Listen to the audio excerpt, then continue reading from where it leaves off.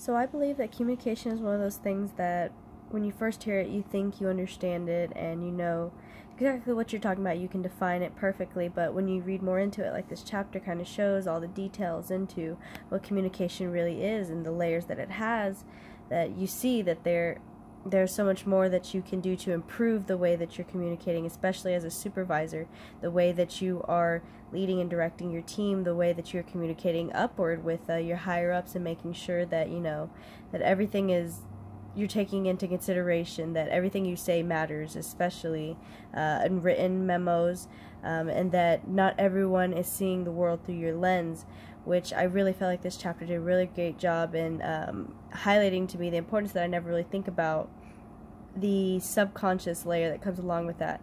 Of course, we don't always put ourselves in other people's shoes. We see things through our eyes. It's our life, our experiences, and especially in Western culture, specifically, the United States, it's very individualistic. So of course our ideas, whenever we're trying to convey that, we're thinking of what we're trying to say. We're thinking of our message, not of what that message is supposed to mean to the other person who is supposed to be receiving and decoding that message. And especially now with the amount of cultures that there are, it is increasingly difficult, but it doesn't mean that people should not strive to continue to improve your communication skills. I mean, it's not going to change. It's not going to become more homogeneous. It's going to stay a heterogeneous workforce. It's going to be very diverse.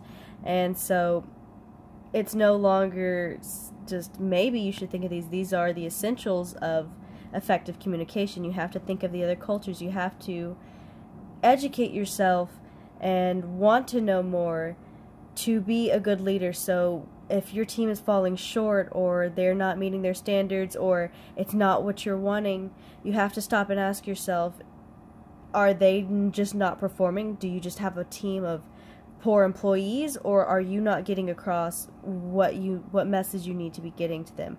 Are they understanding what they're supposed to do? Is the task clear?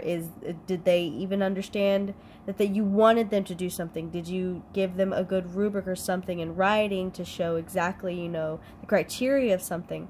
And these are the things that, of course, sometimes you think of with big projects, but really this chapter made me realize we have to manage these concepts as well. You have to try and implement them in every form of communication, every interaction that you have, every email, every text, every face-to-face, especially something like this. You even an online class, this video provides a chance to truly see what type of point the person is trying to get across, rather than reading and then interpreting it in your own way. It gives you a hint into the emotions that person feels towards that topic, or the, I don't know, it's just more, it's a human aspect to it, and communication really goes hand in hand with that, because humans we need interaction, we need people, and so being able to communicate is such a strong skill, and I feel like it's something that everyone should strive to practice, not just supervisors,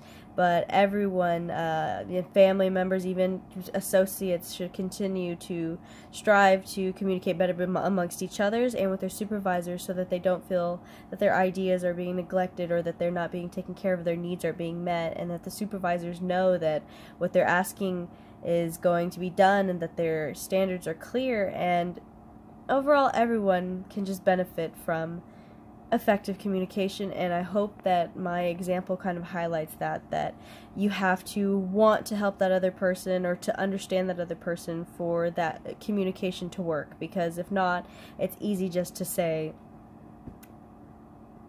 oops, oh well, I didn't know you meant it like that, or I'm already mad because I thought it meant this, or I can't understand you, or I don't understand why you don't see it my way, and just leave it there.